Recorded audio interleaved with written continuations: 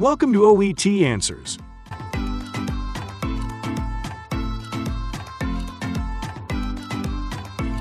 Occupational English Test. Listening test. This test has 3 parts.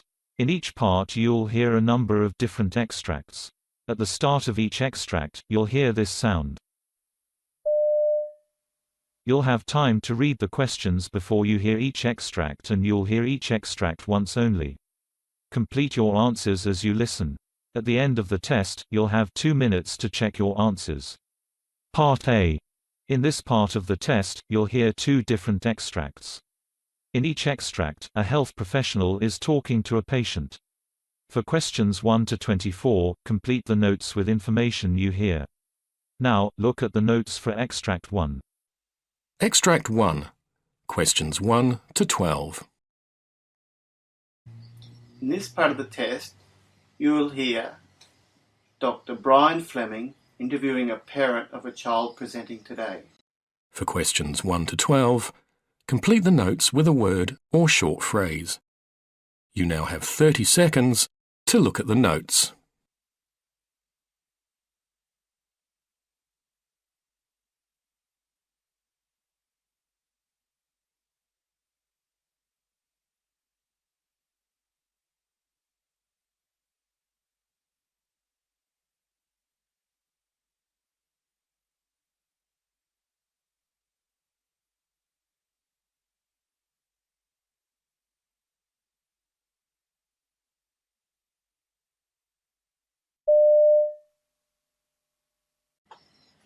Come in, Mr. Murray. I see you've got Kate with you. Yes, that's right, Doctor. She's had an accident at school. Oh, dear. Well, I'll bring you both in here and get Kate comfortable on the couch first. Oh, good. I think she's in quite a bit of pain. Yes, obviously, and she's looking very pale. Now, can you tell me what happened? Well, she had a fall at school, actually. It was in her gymnastics class, and I don't know, I think she landed awkwardly in one of the practice exercises. And how long ago was that? Well, the school called me to pick her up, and I came straight here, so about an hour ago, I think. All right. Now, before we go any further, how old is Kate? She's 7.5, Doctor. Is she on any medications at all? Well, she gets occasional asthma attacks, so she uses a venter inhaler when necessary. Okay, and no other illnesses? No. Now, looking at Kate's right leg, she does have a nasty bruise developing as well as some swelling, so I do need to take an x-ray. Well, I've got the x-ray results here, and it's a spiral fracture of the right tibia. Oh dear, I was hoping it'd just be a sprain. No, it's more serious than that. I see. Now, I've rung the fracture clinic at the hospital, and they've advised that we can't put a cast on while there is that swelling. Right. But they've asked me to put on a back slab cast while there is that swelling, and also a bandage to keep that in place. I see. Has she taken anything to relieve the pain yet? No, not yet. Well, I'll prescribe her a medication known as Pain Stop for children.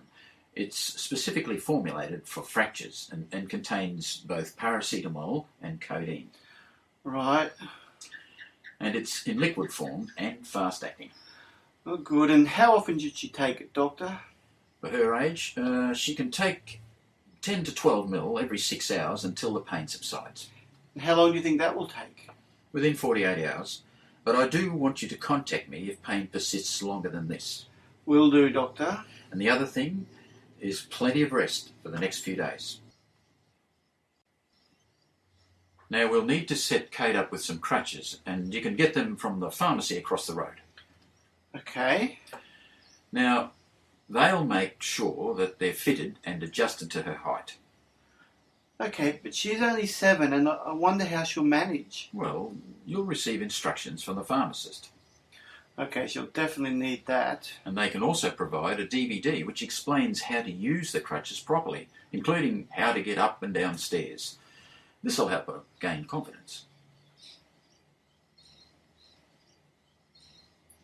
Now look at question 4.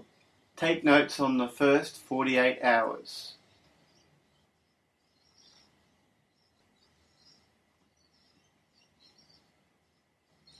Now, Doctor, I'm worried about what I can expect now, I mean, if she had another fall or knocked her leg. Yeah, you're right.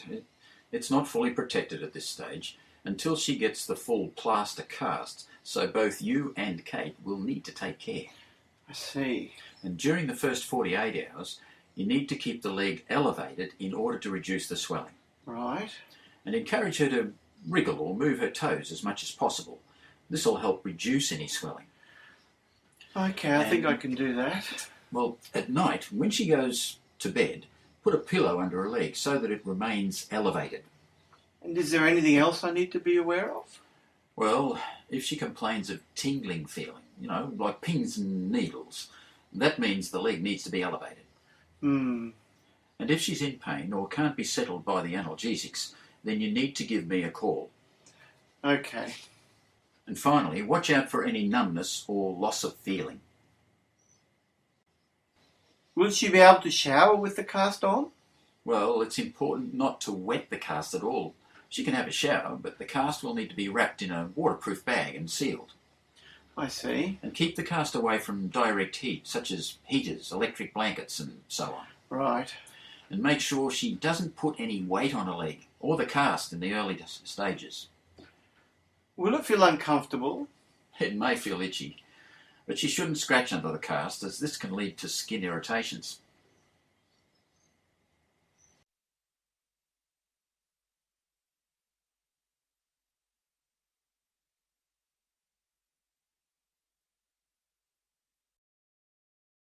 Extract 2. Questions 13 to 24.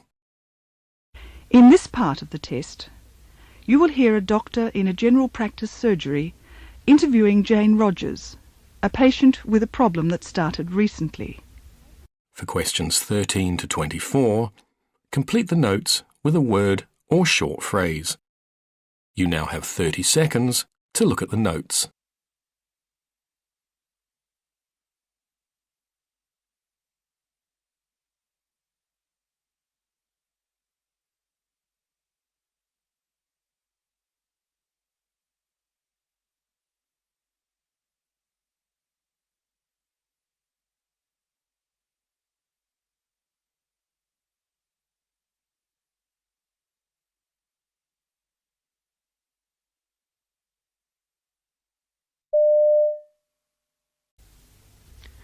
Jane, good morning. It's good to meet you. I'm Dr. Jones. How do you do, Dr. Jones?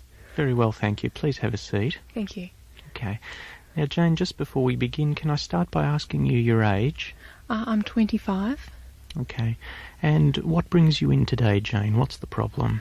Well, I've been feeling a bit tired for the past few weeks, and I don't seem to have much energy to do anything, really. And I was wondering if you could tell me what's wrong with me. Okay. Well, tell me a little bit more about it. Well, I started to get tired about 4 weeks ago, and it's really persisted since that time. And I've actually had to stop playing netball because I've been so tired. When it started off, I had some aches and pains in my muscles, and but they seem to have settled down now, and it's really just the tiredness that's persisting. And I've got exams in a few weeks, and I'm really worried that I won't be able to study properly because I'm feeling so tired. I see. Goodness, that must be very distressing for you. Yeah, it's really worrying me. Yeah. What are you studying? I'm a social work student. I see. At La Trobe University, and we've got our exams soon. Right. Okay. Well, we'd better get on and make you well then.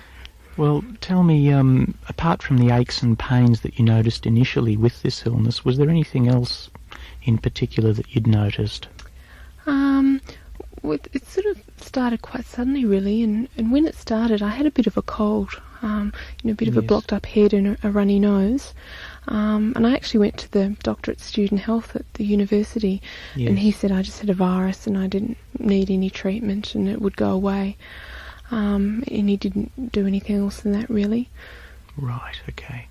So at the moment, just to let me clarify again, the main problem now is tiredness. All of the other symptoms have settled down. Just really tired, and I can't do anything, really. Okay. Being a student and being particularly close to exams, I mean, are you under any sort of, excess stress or pressure? Could that be contributing to the problem?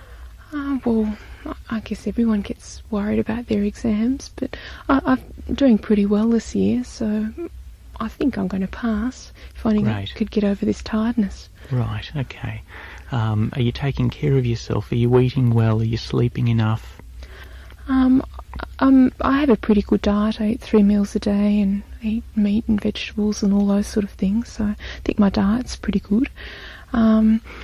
When I wake up in the morning, I'm still really tired, even though I've slept well all night, and it's just really hard to get out of bed. Right, okay. Has anyone else around you been ill like this?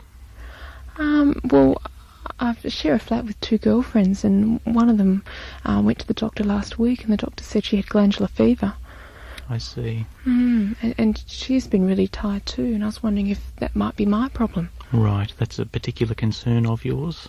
Well, yes, yeah, I don't want glandular fever. That'd be terrible. Okay. Well, that's certainly a possibility that we might have to think about, actually. But let me ask you a few more questions, okay? Your general health, what's that been like? Oh, I'm normally a pretty fit and well person. I haven't had any problems, really. Good. And in the past, there have been no major problems with illness or... No, I've been fine. Great. Are you on any medications, Jane? No. Okay.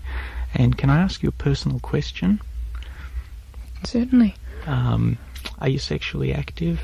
Yes, I've got a boyfriend that I've been seeing for about 6 months. Right. And it's a regular relationship? Yes. Okay. Concerning aspects about safe sex?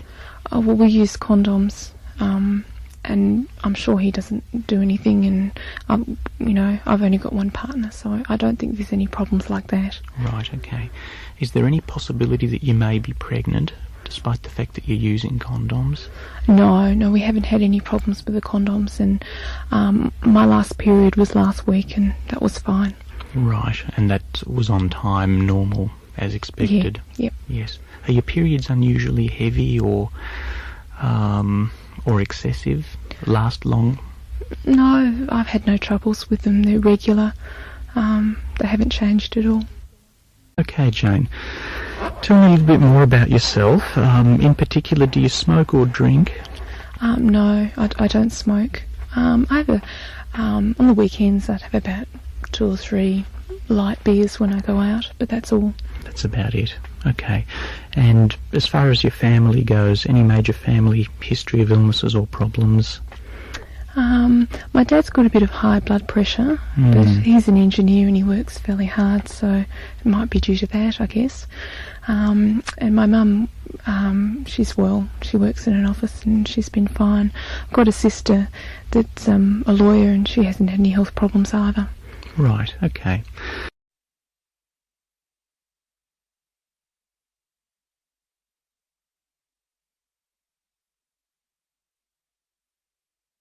That is the end of Part A.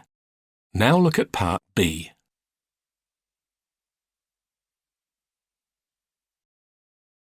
Part B. In this part of the test, you'll hear 6 different extracts. In each extract, you'll hear people talking in a different healthcare setting. For questions 25 to 30, choose the answer A, B, or C, which fits best according to what you hear.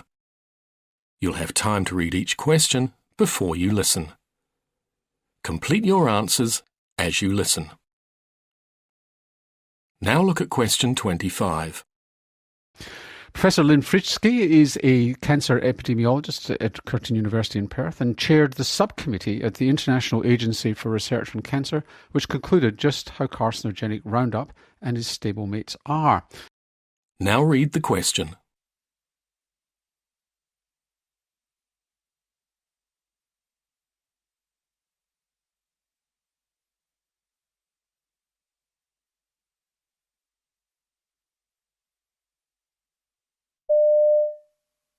Where does that leave us? I mean, is the IARC going to change its mind now?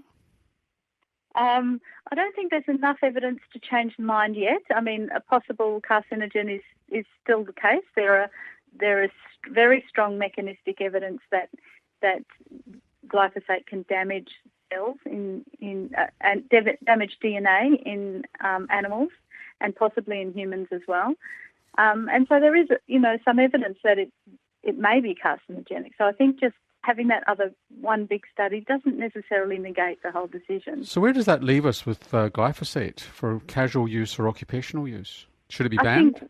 I think that might be going a little bit far at the moment with the evidence we have. My personal opinion is that we should minimise it as much as possible, and wherever possible use things that are less toxic or less potentially toxic.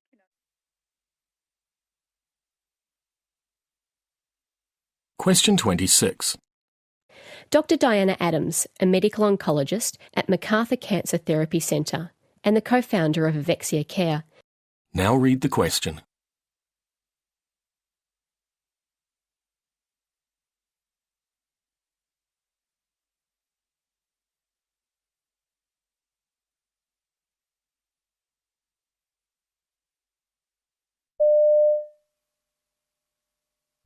In all cancer types, there is a benefit to exercise.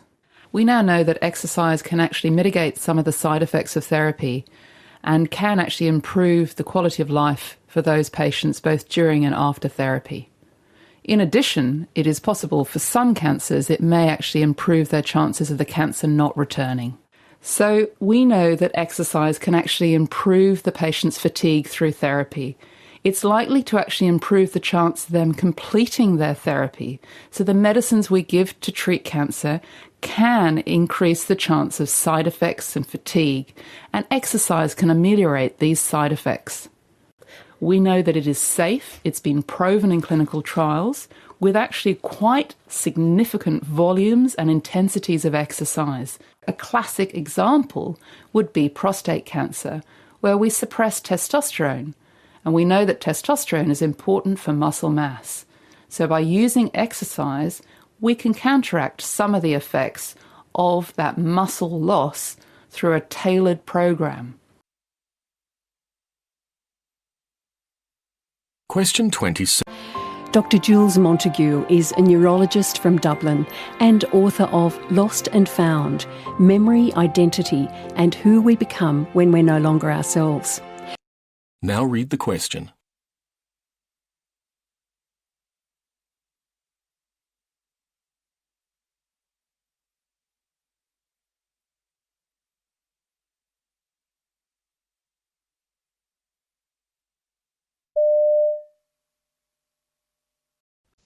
Sure. So you would think that your most emotional memories would be the most accurate, but it transpires that's not the case.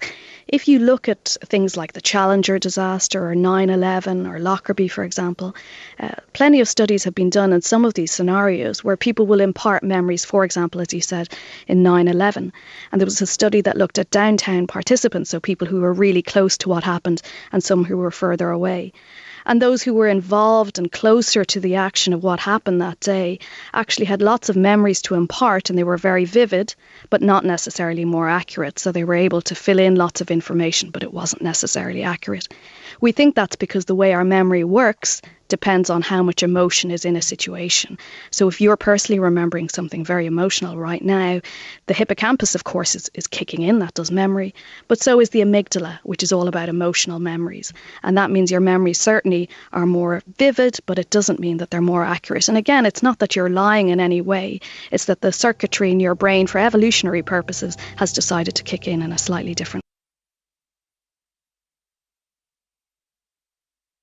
Question 28. You hear Dr. Charlene Wong, a paediatrician and health policy researcher at Duke University in Durham, North Carolina. Now read the question.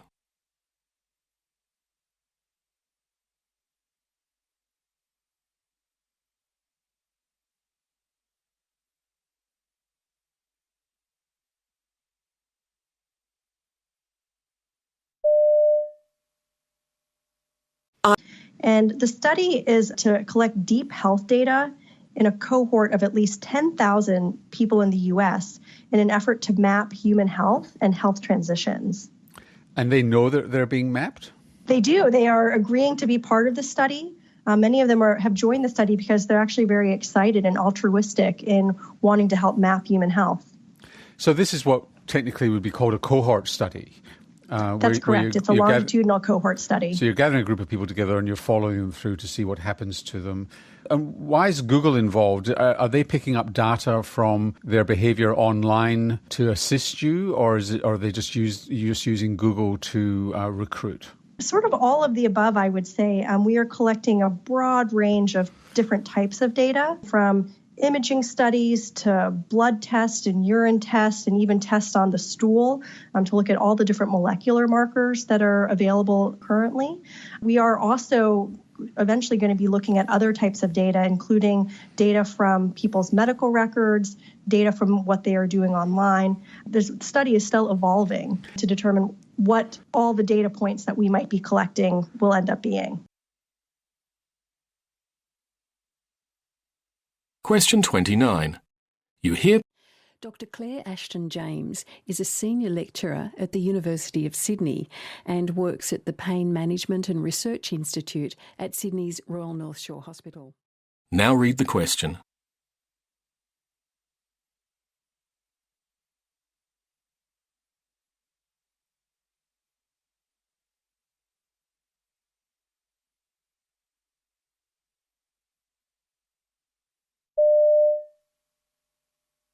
Okay.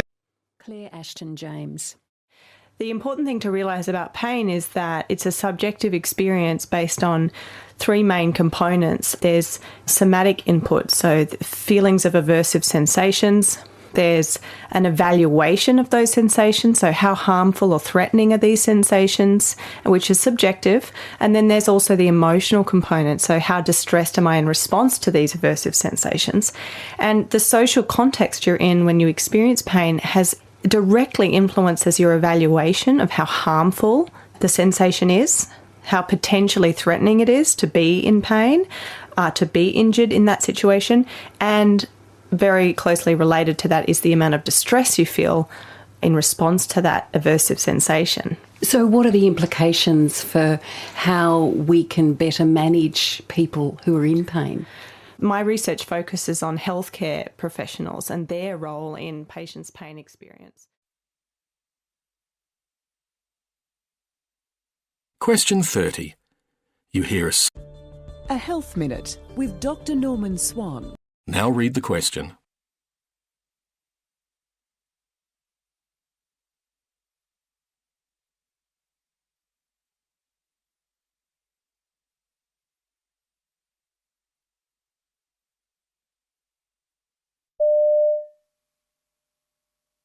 I assume that given the choice, you'd rather age with your marbles intact, and there is evidence that lifestyle matters. But what about specifics like physical activity and diet? Particularly the Mediterranean diet, which is typified by a low proportion of land animal protein, lots of plant-based foods, olive oil as a source of fat, and a little wine. 2 recent studies of people in their mid to late 70s help a little. One study followed people in New York for over 5 years, looking at the incidence of Alzheimer's disease, and found that exercise, particularly more vigorous exercise, reduced the risk of Alzheimer's, as did closely adhering to a Mediterranean dietary pattern. About 1 in 5 people with the lowest level of exercise and diet adherence developed Alzheimer's, compared to about 1 in 8 who were goody two-shoes, and that was after allowing for other differences between the groups. The second study, in France, looked at decline in thinking ability and the Mediterranean diet, and found a weaker link and no effect on the risk of dementia. It may be that in France the average person eats more of a Mediterranean diet than Americans to start with, making differences hard to find.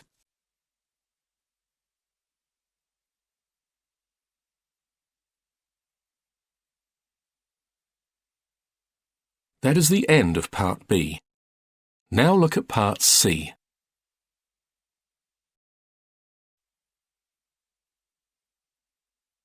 Part C. In this part of the test, you'll hear 2 different extracts. In each extract, you'll hear health professionals talking about aspects of their work. For questions 31 to 42, choose the answer A, B, or C, which fits best according to what you hear.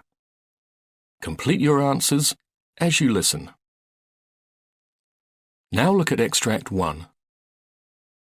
Extract 1, questions 31 to 36. You now have 90 seconds to read questions 31 to 36.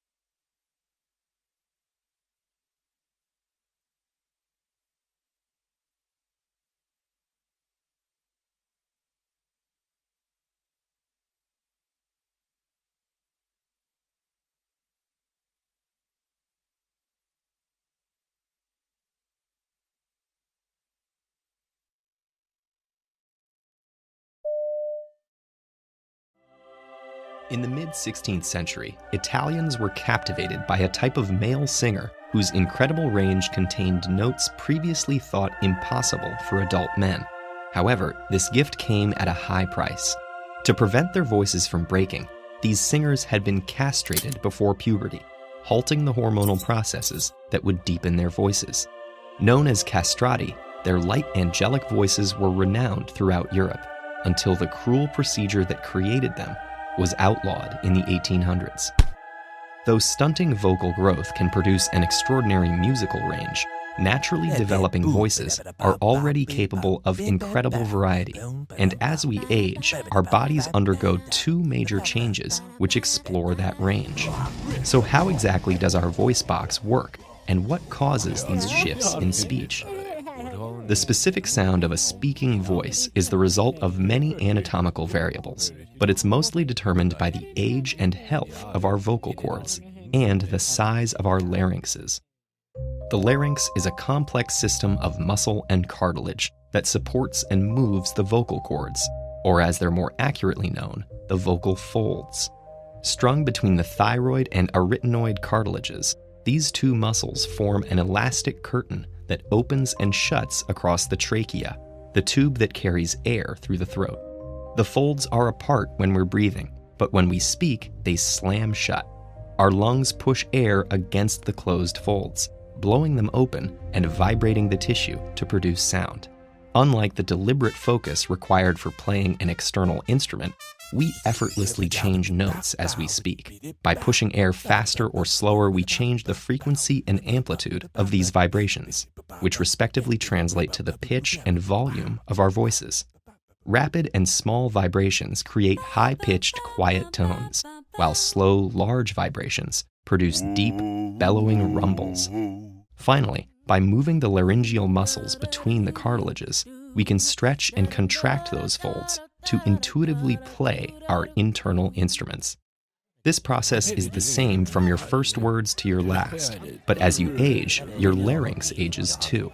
During puberty, the first major shift starts as your voice begins to deepen.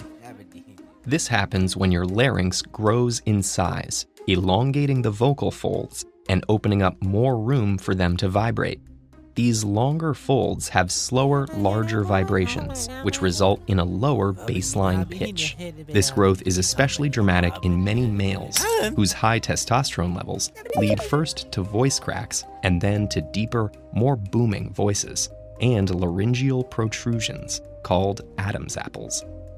Another vocal development during puberty occurs when the homogeneous tissue covering the folds specializes into three distinct functional layers. A central muscle, a layer of stiff collagen wrapped in stretchy elastin fibers, and an outer layer of mucous membrane. These layers add nuance and depth to the voice, giving it a distinct timbre that sets it apart from its prepubescent tones. After puberty, most people's voices remain more or less the same for about 50 years. But we all use our voices differently, and eventually we experience the symptoms associated with aging larynxes, known as presbyphonia. First, the collagen in our folds stiffens, and the surrounding elastin fibers atrophy and decay. This decreased flexibility increases the pitch of older voices. But for people who have experienced the hormonal effects of menopause, the higher pitch is countered and outweighed by swollen vocal folds. The folds' increased mass slows their vibrations, resulting in deeper voices. All these symptoms are further complicated by having fewer healthy laryngeal nerve endings, which reduces precise muscle control and causes breathy or rough voices. Ultimately, these anatomical changes are just a few of the factors that can affect your voice. But when kept in good condition, your voice box is a finely tuned instrument, capable of operatic arias, moody monologues, and stirring speech.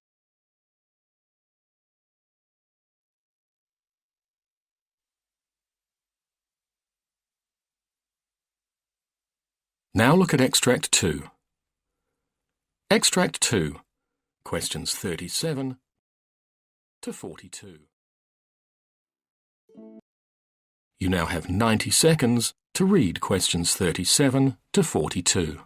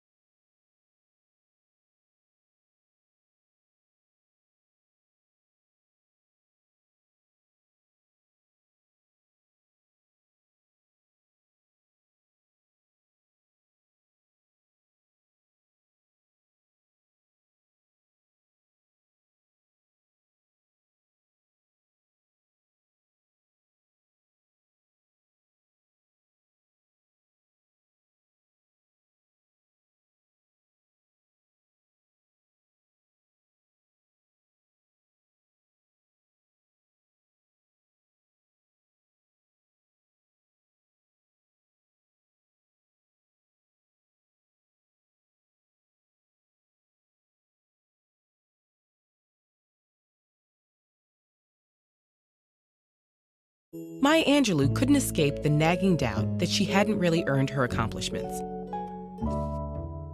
Albert Einstein experienced something similar. He described himself as an involuntary swindler whose work didn't deserve as much attention as it had received. Accomplishments at the level of Angelou's or Einstein's are rare, but their feeling of fraudulence is extremely common.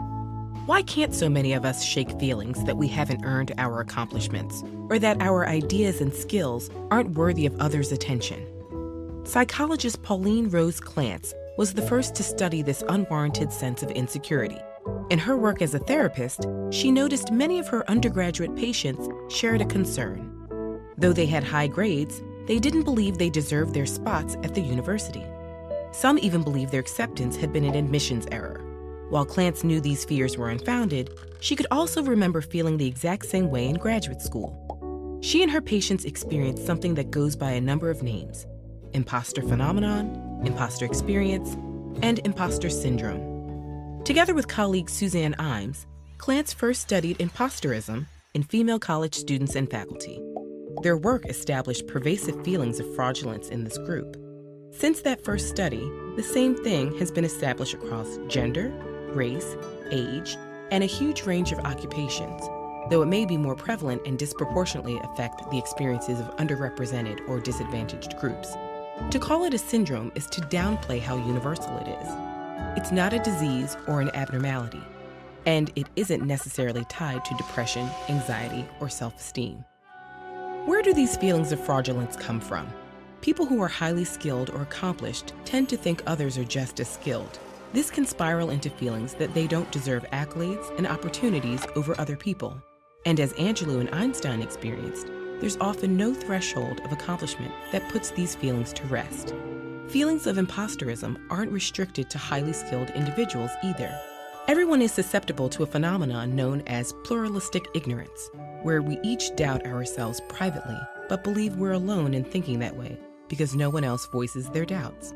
Since it's tough to really know how hard our peers work, how difficult they find certain tasks, or how much they doubt themselves, there's no easy way to dismiss feelings that we're less capable than the people around us. Intense feelings of impostorism can prevent people from sharing their great ideas or applying for jobs and programs where they'd excel. At least so far, the most surefire way to combat imposter syndrome is to talk about it. Many people suffering from imposter syndrome are afraid that if they ask about their performance, their fears will be confirmed. And even when they receive positive feedback, it often fails to ease feelings of fraudulence. But on the other hand, hearing that an advisor or mentor has experienced feelings of impostorism can help relieve those feelings. The same goes for peers. Even simply finding out there's a term for these feelings can be an incredible relief. Once you're aware of the phenomenon, you can combat your own imposter syndrome by collecting and revisiting positive feedback. One scientist who kept blaming herself for problems in her lab started to document the causes every time something went wrong. Eventually, she realized most of the problems came from equipment failure and came to recognize her own competence. We may never be able to banish these feelings entirely, but we can have open conversations about academic or professional challenges. With increasing awareness of how common these experiences are, perhaps we can feel freer to be frank about our feelings and build confidence in some simple truths. You have talent. You are capable. That is the end of Part C. You now have 2 minutes to check your answers.